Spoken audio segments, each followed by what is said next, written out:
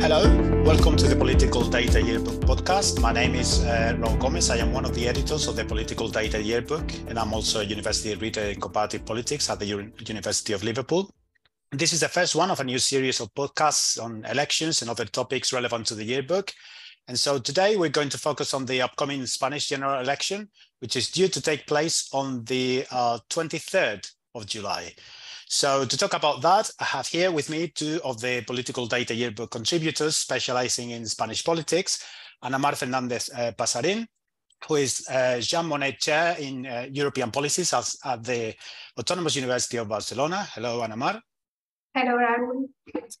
And I've got also here with me Asbel Boigues, who is Assistant Professor of Political Science at the University of Valencia. Hello, Asbel. Hello. And so, are you too excited about the upcoming general election? Excited? I don't know if it's the word. Yeah, it's definitely not the word. No, I mean, it was unexpected.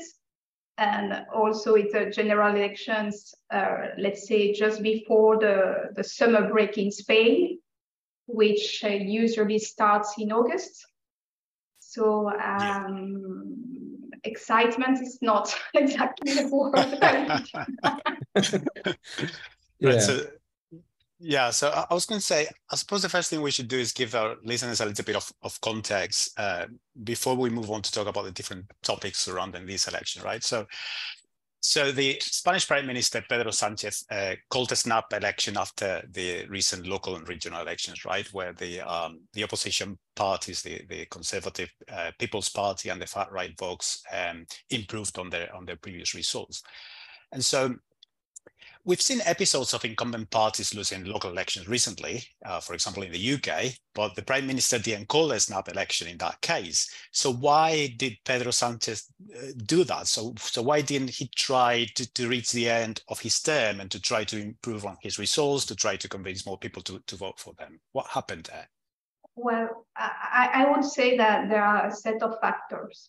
Perhaps the first one would be the fact that the Prime Minister, Pedro Sánchez, saw a kind of window of opportunity in the sense that by calling for a snap election, the attention is not anymore on the defeat of the Socialist Party in local and regional elections.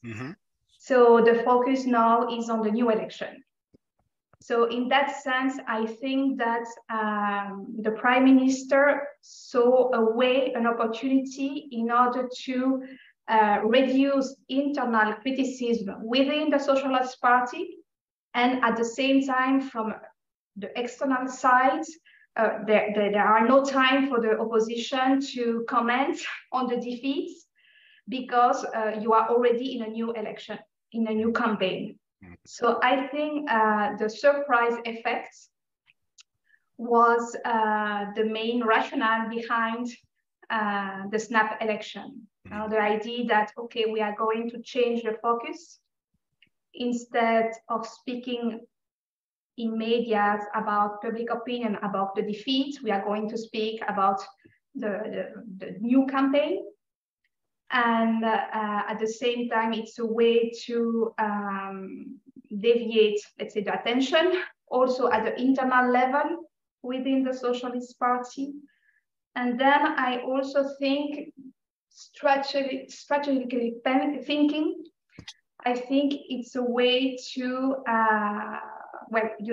having elections at the end of July means that probably a lot of people will be already on the way to holidays. So is that a good thing? Well, I don't know. I think that the abstention will be there more than in another moment of the year. Okay. So I think that there is also a kind of calculus here. And then I would also insist on two things. First, we don't have to forget the personal components. Pedro Sánchez is a leader oriented towards action and risk. I think that challenges motivate him. So at the end of the day, I would say, well, perhaps from his view, it's a good opportunity. You know? And lastly, I would just like to mention also the fact that as it was unexpected, the main opposition party, the Popular Party, really had no time to prepare a potential governmental program. All right. So there is also this aspect that, okay, the others were not expecting that general elections will arrive so soon. So there is a kind of contrast during the campaign between the fact that, okay, we are coming with all what we did during these years, and you are not ready because you don't have anything in your governmental agenda. Yeah, that's very interesting, this last thing that you said, because I know local and regional elections have their own dynamics, but also looking at the polls, there's something very interesting here, because I've got some figures about the Spanish economy, and it seems to be doing quite well. So Spain has had one of the lowest inflation rates in Europe for months. In May, the inflation rate was at 3.2%, which is one of the lowest in Europe. Here in the UK, it's almost 9% at the moment. Economic growth is also one of the highest in Europe. Unemployment has been historically high in Spain for structural reasons, but the current unemployment rate is 4 points lower than it was in 2017, so 1 year before Pedro Sanchez became prime minister, and 13 points lower than in 2013 at the peak of the Euro crisis. So if we follow economic voting theory, governments should be rewarded by voters for good economic conditions. But if you look at the polls and you look at the results of the local elections, which, as I said before, I know that they have their own dynamics as well. But if you look at all of that, that doesn't seem to be happening here, or is it? So what are we missing in this picture? Are Spanish voters not looking at the economy and looking at, are they looking at other issues? I mean, they are, but I would say that since the opposition parties, and People's Party and Vox, know that, and they know this theory, that if economy is performing well, as Spain is performing very well, as you just said, they change the focus on the campaigns in the local and regional elections and now national. The debates are not about inflation, about the war in Ukraine, or GDP. It's about what the laws that have been passed by the coalition government these last 4 years on social issues. The law that only yes means yes on sexual freedom, the parliamentary allies, the Bildu and the Republican left of Catalonia, pro-independence parties from the Basque Country and Catalonia. This is the main focus of the opposition. So in light of the results of the local and regional elections a month ago, it's kind of the evidence that they succeeded in changing the focus of the campaign, because the idea of the Socialist Party and also this new electoral platform, Sumar, Unite, with Yolanda Díaz, the coalition partners, they wanted to focus on economic issues and also the international arena, that Spain is a very active member of the European Union now with this new Prime Minister, with Pedro Sanchez. None of that has been an issue during the campaign. I don't know what Ana Mar thinks, but I would say, and although now Spain will have the presidency of the European Council, I wouldn't say that's going to be an issue in the coming weeks. Yes, I agree. It's just that I would say that public conversation is not about economic situation. That said, you mentioned the good, let's say, rate of inflation, but we are also coming from 10% of inflation in recent months, and it was affecting quite strongly, let's say, the families. And that's why also the government took some measures in order to try to modulate, let's say, some taxes to ease this moment of the increase of prices. But as Asbel said, in Spain, the campaign is not about economic situation is not about the implementation of the European Next Generation Fund, which is very important. It's not about that. It's not about Ukraine. It's not about the debate is polarized around the leaders. Right. That's the question.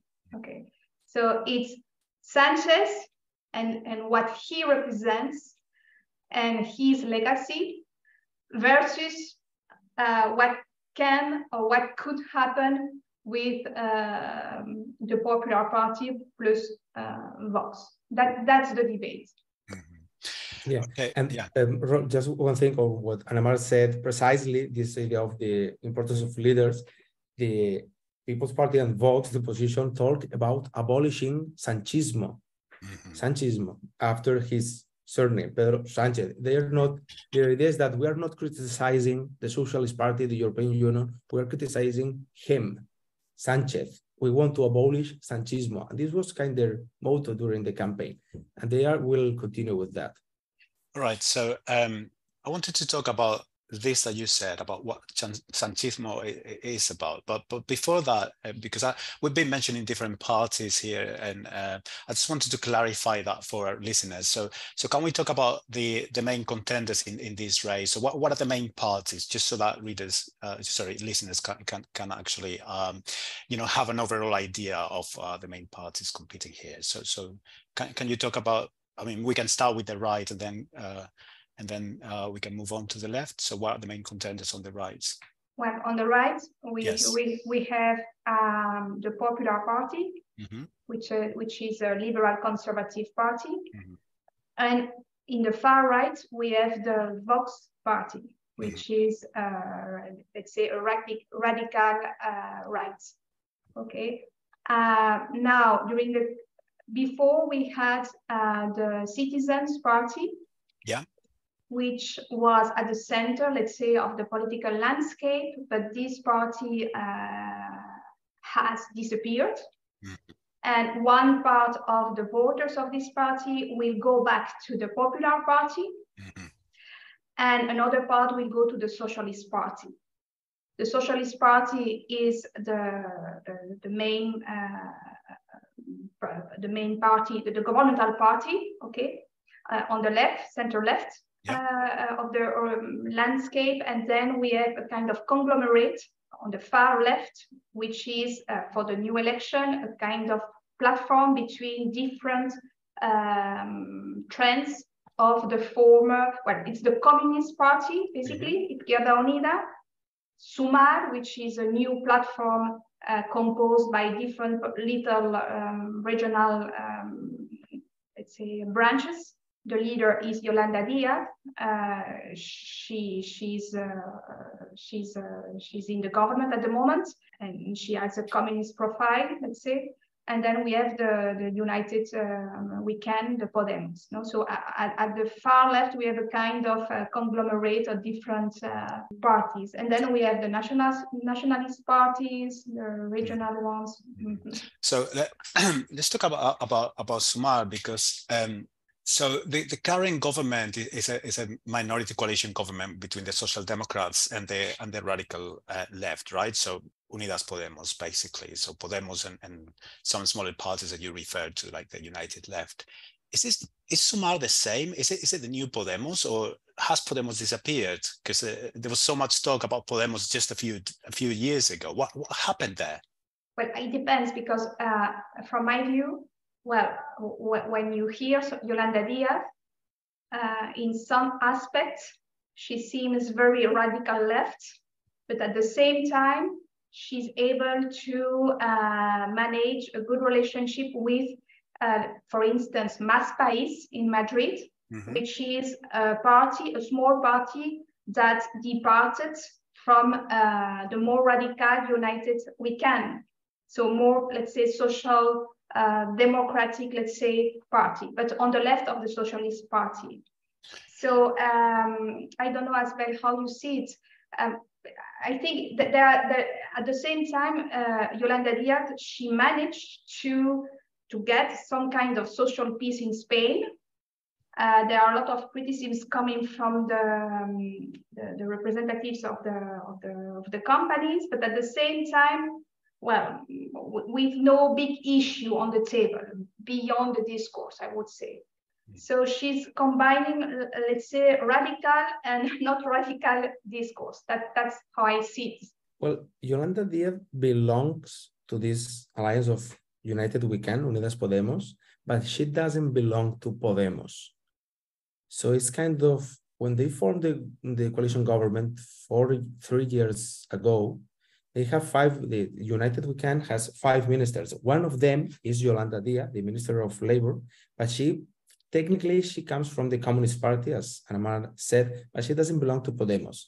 Okay. So after these 3 years, she was like the most famous, let's say, minister of the radical left part of the government. She was like the rising star of the new left, or the left to the left of the Socialist Party. So her new platform is not the same as Podemos then? No, it's a platform she built this year, a couple of months ago, to run for the election. And her idea originally, before the snap election, was to try to build this alliance around Sumar with different parties, including, of course, Podemos. So after Pedro Sánchez called the election, they had to build in a couple of weeks, even days, this platform. So after many debates, public and private, they managed to build this coalition. So we have this platform. And now we have to see if this platform is successful or not in the elections. So she kind of represents, she and Sumar represents what Podemos represented 5 or more years ago, but it's not from Podemos. Okay.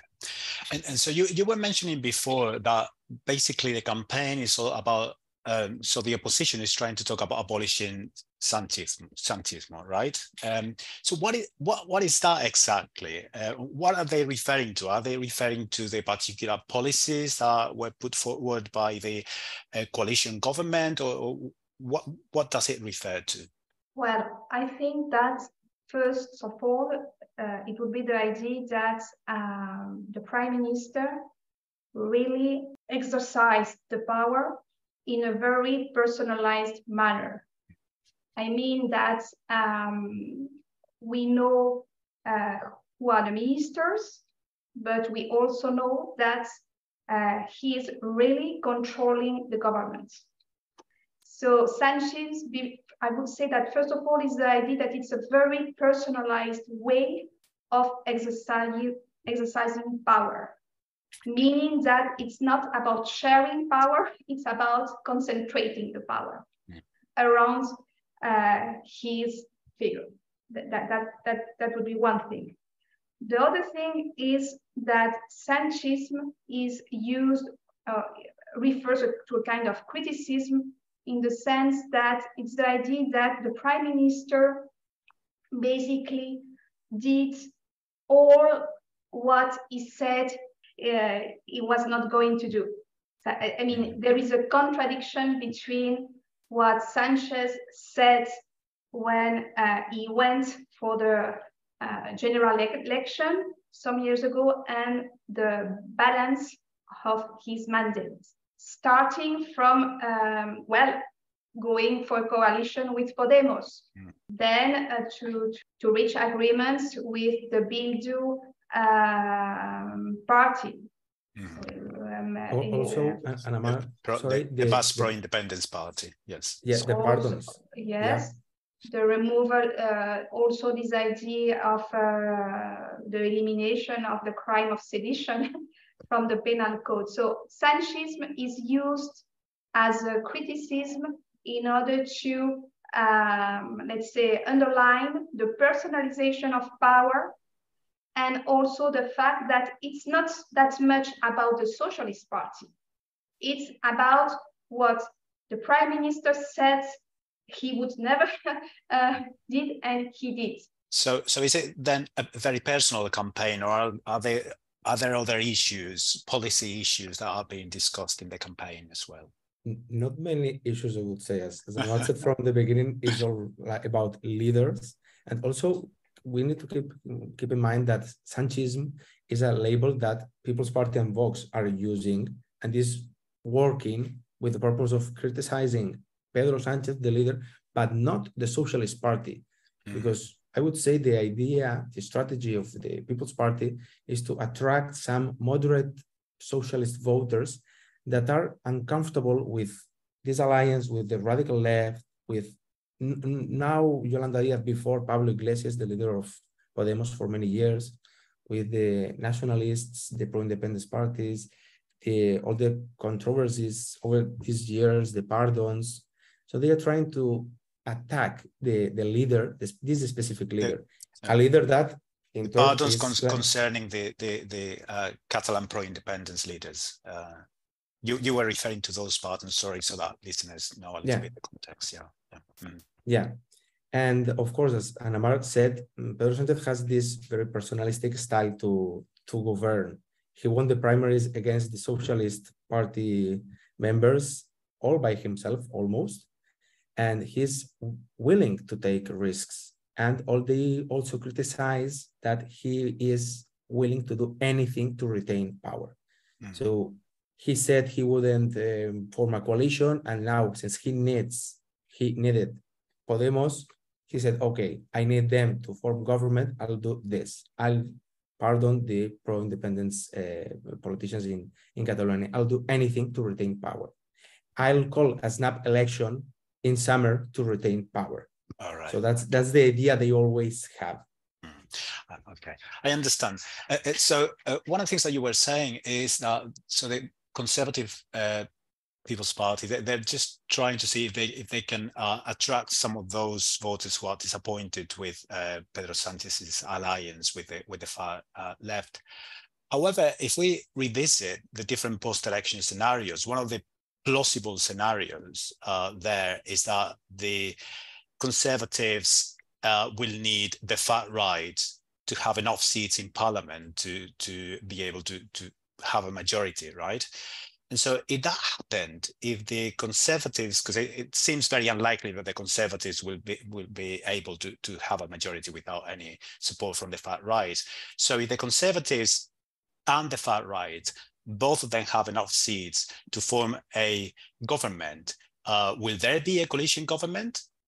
Or do you think that the Conservatives will try to form a minority government without the radical rights? Well, if after the elections, People's Party and Vox have a majority of seats, one way or another, we'll see a new rightist government. As we've seen, and we are seeing that in several cities and regions after the regional local elections. Wherever they have the majority, there will be a new government. That's for sure. Whether now the debate in several regions, for instance, in Extremadura, here in Spain, or Aragon, or Balearic Islands, is that this majority will lead to a coalition government. So I would say it will depend on the distance between People's Party and Vox. If the distance is huge, let's say, maybe the People's Party say, I have enough seats to form a government without Vox's ministers. But if it's a short distance, Vox will say, you need my votes to have an overall majority. So I want to be present in the government. In the Valencian community, for instance, this is the situation. The distance between People's Party and Vox is not that big. You mean the distance in seats between in seats them? and votes. So Vox asked to be in the Valencian government. It's one of the regions in Spain, and they will join the government. And so what will be the consequences of the far right being in government in Spain? Because that would be the first time since the military dictatorship over 45 years ago that the far right is in government. What consequences would that have for Spanish politics? Well, I think that if that happens, one of the domestic effects would be the fact that suddenly the People's Party would become a center party, the moderate one. So, and this is also a kind of shift that was already inaugurated, let's say, with the change in the presidency of the party, with the appointment of Núñez Feijóo, because he has a very different profile compared to other People's Party leaders in the past. But if we have a coalition or a government in minority, but with the help of Vox, I think that the first effect would be to recenter the People's Party. Mm-hmm. So you think instead of trying to converge with the far right to get, you know, to attract some of their voters, what they would do is to differentiate themselves from them? I think that the one of the characteristics of the People's Party, when this party is governing, is that it's a very managerial party. Mm-hmm. So they go for the day-to-day routine of politics, and they go for the management of things. So I think that the effect would be the People's Party trying to convince, or trying to convince Vox that if you want to produce public policies, you have to go for moderation. I think that would be I don't think that the People's Party would go to the right in order to convince voters of Vox, because we don't have to forget that most of the Vox voters come from the People's Party, okay? And that's true that the voters of the People's Party, they have ideological views and so on and so forth, but that's also true that at the end of the day, the value of the People's Party in the past was always related to its capacity to deliver results. So efficiency, management of public policies, and I think that would be one of the effects. But surely it will be different this time around, because they will have a far-right party in government. And for example, I was thinking of I think all of our listeners are aware of the independence referendum in Catalonia in 2017, which the People's Party, I think most people from outside Spain would agree that they didn't handle that issue very well. So the People's Party is back in government with the far right, which has made of Catalonia one of their main issues. Do you think that would have consequences for the stability, the political stability of Spain, or do you think at the end of the day the People's Party will be able to control the far right in that regard? Raúl, what you just said is the key to everything. That people expect the People's Party will control Vox or stop them, because if Vox joins the government, Vox will do what parties do when in government: implement their agenda. If I'm against anything that sounds in Catalan, I will try to implement that in government. So the thing is, will the People's Party will be willing and able to stop them if they want to stop them? Because what Ana Mar said is completely true. Once the People's Party is in government, it's super pragmatic and looks to the center. But this time would be different, because they would need 2 eyes, or at least 4 eyes. One on the center to not lose voters to the Socialist Party, but also the right side with Vox. So that's a complete new scenario. And in Spain, we only have one short experience of a coalition government between People's Party and Vox in Castilla y León, but I'm not sure it's been only 1.5 years of this coalition government, and that's not enough to know what's the behavior of People's Party and Vox in a hypothetical national government. But the key difference would be a party that is used to do what Ana Mar just said will now have an ally that wants to steal votes in the government. So what will be the reaction of People's Party when Vox does what parties do, implement their agenda, or at least try to? What I'm sure we will see in the case of this government is Socialist Party and other institutions controlled by leftist parties that appealing People's Party responsibility or commitment to democracy to stop Vox from implementing their policies. And one last issue. So imagine an alternative scenario where the Conservatives and the far right, they don't have enough seats to form a government, And so what would happen in that case? So would there be a re-edition of the left-wing minority coalition government? Because so as you know, this coalition government relies on smaller parties, including the Catalan and Basque nationalists. Will these parties be willing to give them support to re-edit the left-wing government, or will they make it much more difficult this time around for Pedro Sanchez to form a new coalition government? What do you think?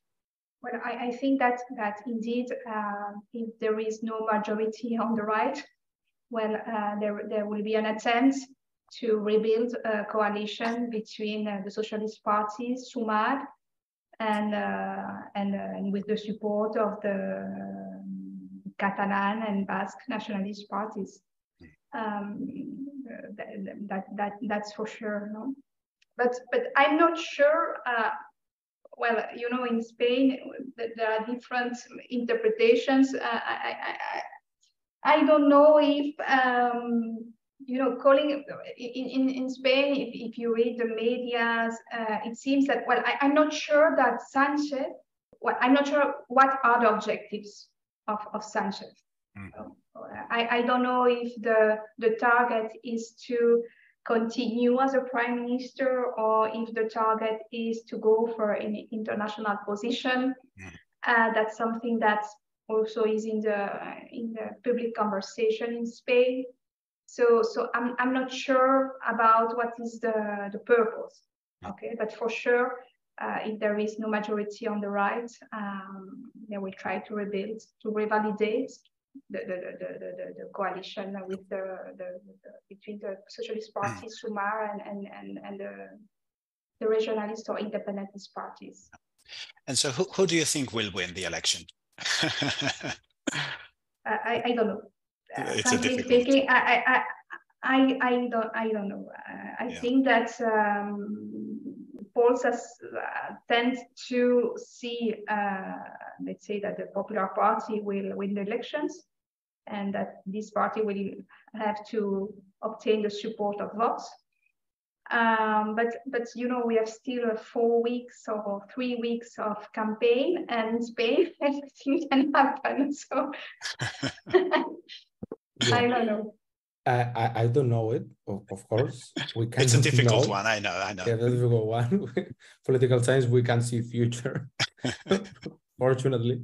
But what I think is that if People's Party and Vox do not have enough seats, both of them, a majority, and even if they fell 1 seat short to have an overall majority, the likelihood of a new coalition or government with Pedro Sanchez increases, because the Vox's positions on regions, languages, sexuality, all the laws that have been passed by the majority of the chamber in these last years with these regionalist and nationalist parties makes it kind of incompatible with any other small party. So if you have Vox, you can have almost no one else. So in case the majority is 176 seats, if they have one less, the likelihood of a new coalition or at least a leftist government increases like a lot. Okay, so that has been fascinating. Thank you very much, Anna and Asbel, for being here with us today. I've learned a lot, and it's been a total pleasure having you with us. So thank you, and I'll be paying a lot of attention to the election results. Thank you very much. Bye. Thanks.